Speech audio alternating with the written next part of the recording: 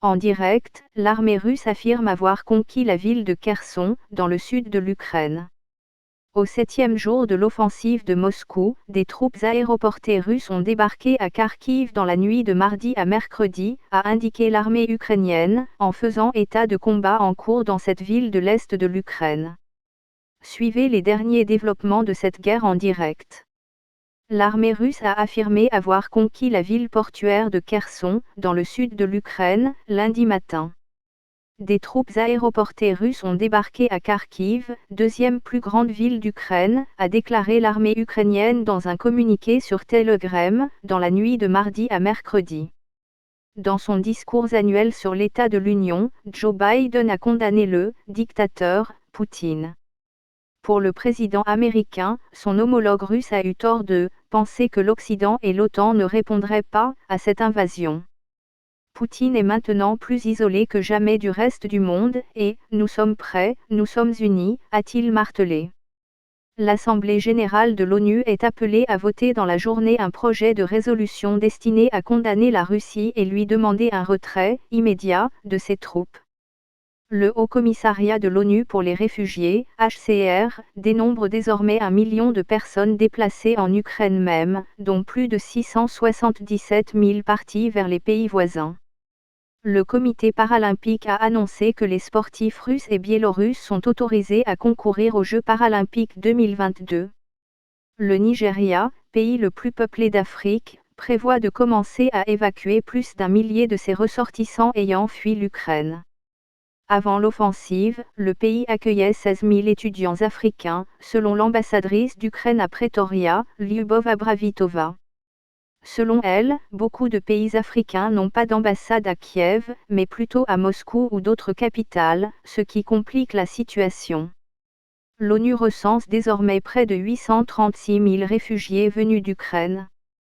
C'est un saut de presque 160 000 personnes par rapport au chiffre de 677 000 avancé mardi par le haut-commissaire aux réfugiés Filippo Grandi, lors d'un appel d'urgence au financement de l'aide humanitaire pour le pays et les personnes qui ont fui les combats. Les secours ukrainiens ont indiqué qu'au moins 4 personnes sont mortes et 9 autres blessées dans des bombardements qui ont visé le siège des services de sécurité et une université à Kharkiv ce mercredi matin. 21 personnes avaient été tuées la veille dans des bombardements, notamment celui du siège de l'administration locale. Plus de 670 000 personnes ont fui l'invasion russe en Ukraine pour trouver refuge dans les pays voisins, notamment en Pologne. Przemysl, une ville de 60 000 habitants située à quelques kilomètres à l'ouest du poste frontière de Cheny, s'est transformée en centre d'accueil de ces réfugiés essentiellement ukrainiens. Parmi eux se trouve un certain nombre de résidents étrangers qui pensaient trouver un avenir meilleur en Ukraine.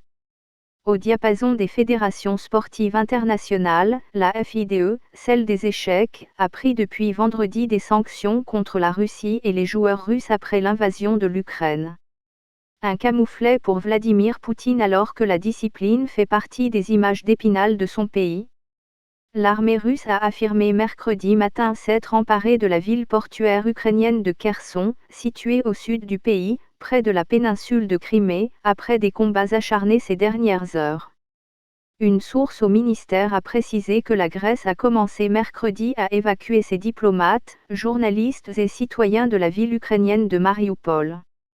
Un convoi de voitures devrait se diriger vers l'ouest, en vertu d'une garantie de sécurité fournie par les Russes, et prendre sur la route d'autres ressortissants vivant notamment à Dnipro, centre, et Zaporijjia, sud. Élysée a annoncé qu'Emmanuel Macron s'exprimera à 20h au sujet de la guerre en Ukraine, alors qu'un nouveau conseil de défense était organisé ce mercredi matin.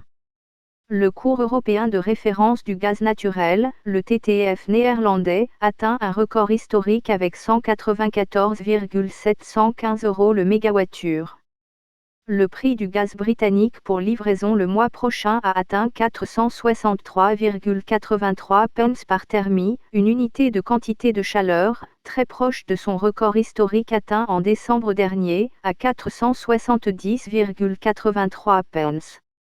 Le Kremlin a annoncé que la délégation russe se dit prête à reprendre ce mercredi soir les pourparlers avec l'Ukraine. Aujourd'hui, vers le début de la soirée, notre délégation sera sur place, nous allons attendre les négociateurs ukrainiens, a affirmé le porte-parole du Kremlin à la presse, disant « espérer » que ces derniers viennent aux négociations, sans en préciser le lieu. L'opposant au Kremlin, Alexei Navalny, appelle ce mercredi sur Twitter à manifester chaque jour contre la guerre. Moscou cherche à « effacer » l'Ukraine et son histoire, a accusé ce mercredi le président ukrainien, Volodymyr Zelensky. En cause, notamment, un bombardement russe qui a visé, mardi, la tour de télévision à Kiev, mitoyenne du site du massacre nazi de Babi Yar.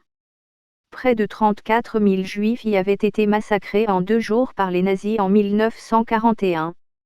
Mardi soir, plusieurs géants de l'économie américaine, d'ExxonMobil à Apple en passant par Boeing et Ford, ont annoncé qu'ils prenaient leur distance avec la Russie. Revendeur dièse Apple fermé à Moscou. Sur la porte, il est indiqué « fermé pour raisons techniques ». Apple a annoncé ce mardi avoir suspendu la vente de tous ses produits en Russie. Apple Store a supprimé aussi les applications RT et Sputnik. Le ministère japonais de la Défense a également indiqué dans un bref communiqué que dans la matinée, un hélicoptère russe présumé a pénétré dans l'espace aérien japonais, ce mercredi au large de l'île de Hokkaido. Nous avons protesté auprès du gouvernement russe par la voie diplomatique et demandé l'arrêt de tels actes, a déclaré le porte-parole du gouvernement, Hirokazu Matsuno, lors d'un point de presse régulier, ajoutant que « l'activité croissante de la Russie à proximité et dans nos eaux territoriales et notre espace aérien est inquiétante. J'ai passé la nuit dans le sous-sol de mon immeuble », témoigne Viera Grigorenko, professeur de français à Kiev. La rédaction des Observateurs a parlé avec Maria, à Kharkiv. Cachée dans un abri avec sa famille, elle a entendu des bombardements toute la nuit. Nous allons essayer de partir. La ville a été très fortement bombardée. Je n'ai plus la force d'entendre des vrombissements au-dessus de nos têtes, dans l'attente des bombes. La présidente de Taïwan a averti que les pays démocratiques ne devraient pas « fermer les yeux face à l'agression militaire » de la Russie en Ukraine, en rappelant que son île fait face à une menace d'invasion similaire à celle de l'Ukraine. L'histoire nous enseigne que si nous fermons les yeux sur une agression militaire, nous ne faisons qu'aggraver la menace qui pèse sur nous, a également déclaré la présidente Tsai Ing-wen devant une délégation d'anciens cadres de l'armée et de services de sécurité américains. Elle a également ajouté que l'engagement du peuple ukrainien à protéger sa liberté et sa démocratie, son dévouement intrépide à la défense de son pays ont suscité une profonde empathie de la part du peuple taïwanais, car nous nous trouvons nous aussi sur les lignes de front de la bataille pour la démocratie. Lors d'une intervention devant la Chambre des députés, le chef du gouvernement de gauche espagnol, Pedro Sánchez a affirmé que l'Espagne a décidé d'envoyer du matériel militaire offensif à la résistance ukrainienne. Il a également déclaré que, comme je vois qu'il y a des groupes politiques qui remettent en question l'engagement du gouvernement à participer à l'aide militaire à l'Ukraine, je veux également vous annoncer que l'Espagne livrera du matériel militaire offensif à la résistance ukrainienne. Face à l'afflux de réfugiés venus d'Ukraine, la Pologne s'organise. La Russie veut « effacer » l'Ukraine et son histoire, affirme Volodymyr Zelensky, dans une nouvelle conférence de presse. Par ailleurs, le président ukrainien a appelé les Juifs à ne pas rester silencieux après des frappes russes près de Babi Yar, site d'un massacre nazi. Il a lancé dans une vidéo Tchou, ils avaient l'ordre d'effacer notre histoire, d'effacer notre pays, de nous effacer tout, en exhortant les pays du monde entier à ne pas rester neutres. Le bâtiment du département de la police régionale de Kharkiv a été bombardé. En Russie, la mobilisation contre la guerre se poursuit. Malgré la répression, l'opposition à la guerre menée par Moscou en Ukraine mobilise les citoyens russes. Certains continuent de la manifester dans la rue ou de multiplier les gestes de solidarité. D'autres se mobilisent sur Internet, contournant les restrictions par l'utilisation des réseaux sociaux, de messagerie cryptée et de serveurs VPN. Le prix du baril de pétrole de WTI américain a dépassé les $110, un record depuis 2014, au moment où la guerre en Ukraine continue d'alimenter les craintes quant à l'approvisionnement de cette matière première cruciale. Vers 7h30 GMT, le West Texas Intermediate, WTI, a atteint $110,18 le baril, quelques heures après que le Brent eut également dépassé le seuil des $110. Sur les routes ukrainiennes, des milliers de familles tentent toujours de quitter le pays. L'armée russe affirme avoir conquis la ville portuaire de Kherson, dans le sud de l'Ukraine. Quelques minutes plus tôt, le maire ukrainien de la ville, Igor Kolikaïev, avait indiqué que la localité était toujours sous contrôle ukrainien. Nous sommes encore l'Ukraine. Nous résistons toujours, a-t-il également indiqué sur son compte Facebook. La ville et sa périphérie ont subi ces dernières heures d'intenses bombardements. La région de Kherson, frontalière de la Crimée, avait été attaquée dès le début de l'invasion russe, le 24 février à l'aube. L'armée russe s'est déjà emparée d'un autre port clé de l'Ukraine, celui de Berdiansk, et attaque actuellement celui de Marioupol. À Kiev, les habitants toujours présents attendent l'assaut russe. L'envoyé spécial de France 24 à Kiev, Clovis Kinsali explique Tchou, autour de Kiev, de très nombreux barrages ont été mis en place, tenus par des hommes armés, des soldats ukrainiens mais aussi des membres de la société civile. Ces barrages permettent de filtrer qui rentre dans la capitale. Ils vérifient les coffres des voitures pour vérifier qu'il n'y a pas d'armes. Touchée par des sanctions financières massives, la principale banque de Russie, Sberbank, se retire du marché européen. Les banques filiales du groupe font face à des sorties de fonds anormales et à des menaces concernant la sécurité de leurs employés et de leurs bureaux, a indiqué le groupe dans un communiqué cité par les agences de presse russes.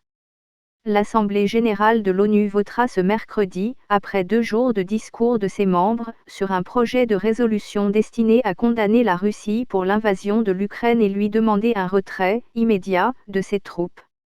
L'Occident et l'ONU accusent Moscou de violer l'article 2 de la Charte des Nations Unies intimant à ses membres de s'abstenir de menaces et de recours à la force pour régler une crise. La Russie affirme de son côté exercer son droit à l'autodéfense, prévu par l'article 51 de la Charte. Pour être adoptée, la résolution pilotée par l'Union européenne en coordination avec Kiev devra obtenir les 2/3 des votes pour et contre exprimés. L'Ukrainienne Svitolina bat la Russe Potapova et reverse ses gains à l'armée. J'étais en mission pour mon pays, jupe bleue et t-shirt jaune. L'Ukrainienne Elina Svitolina a battu mardi la Russe Anastasia Potapova au tournoi de tennis WTA de Monterrey, au Mexique.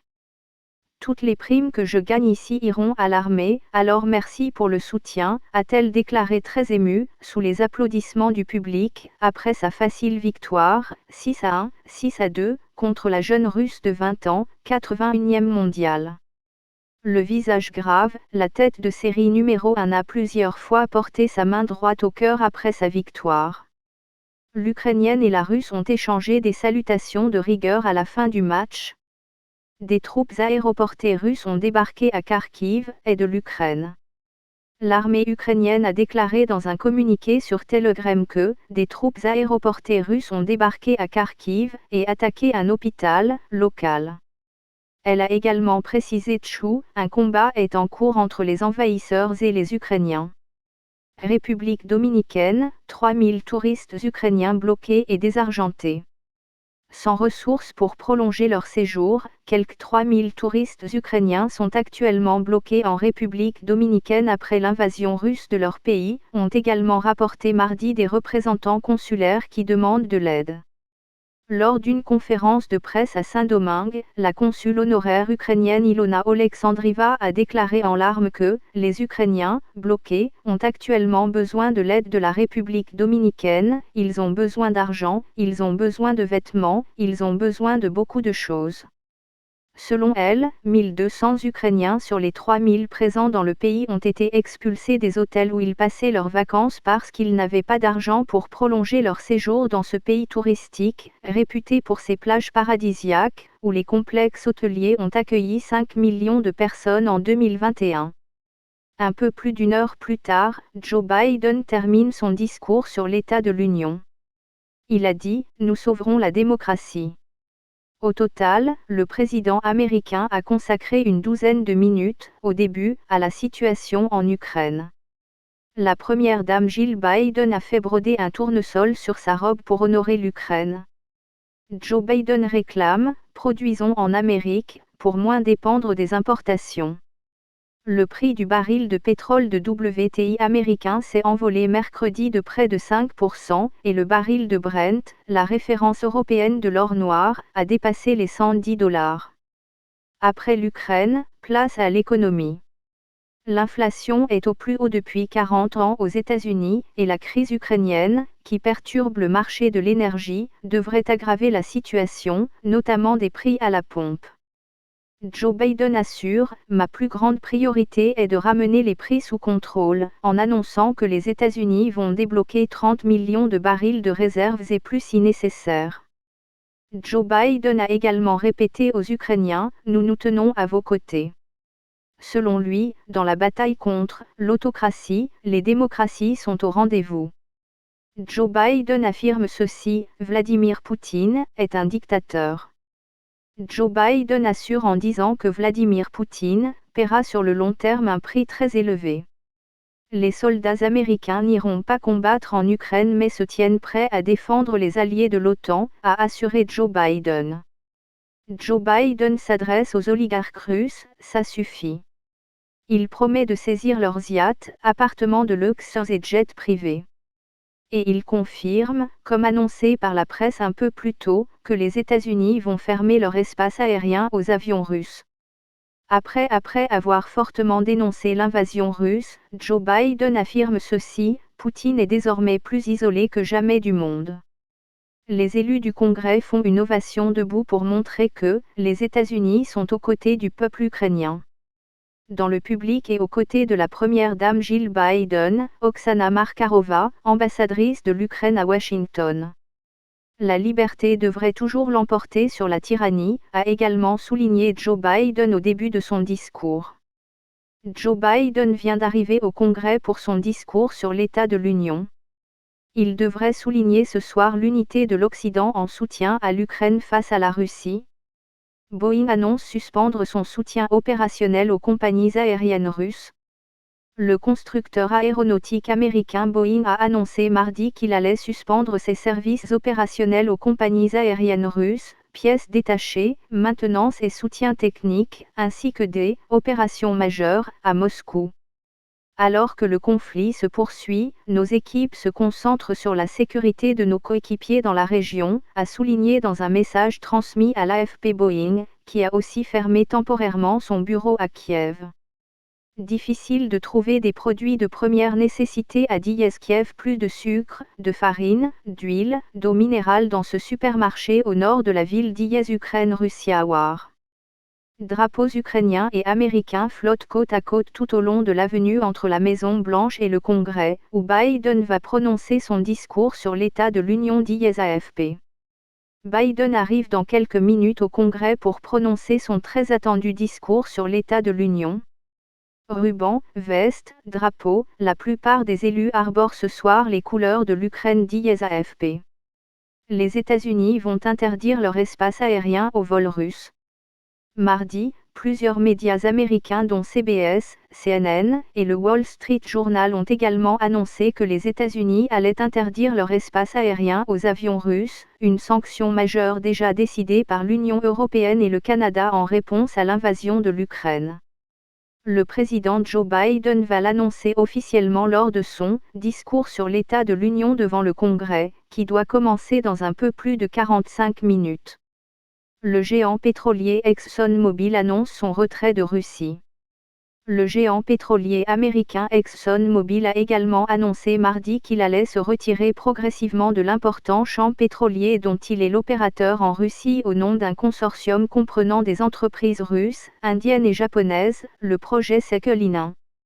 En réponse aux événements récents, nous entamons le processus d'arrêt des activités et prenons des mesures pour sortir progressivement de ce champ d'exploitation, détaille le groupe dans un communiqué en soulignant qu'il n'investira plus dans de nouveaux projets en Russie. Le géant pétrolier italien Eni compte se retirer d'un gazoduc reliant la Russie à la Turquie. Mardi soir, un porte-parole de la société a également annoncé à l'AFP le groupe italien des hydrocarbures Eni compte céder sa part de 50% dans le gazoduc Blue Stream, qu'il contrôle à égalité avec le géant russe Gazprom, dans la foulée de l'invasion de l'Ukraine par Moscou.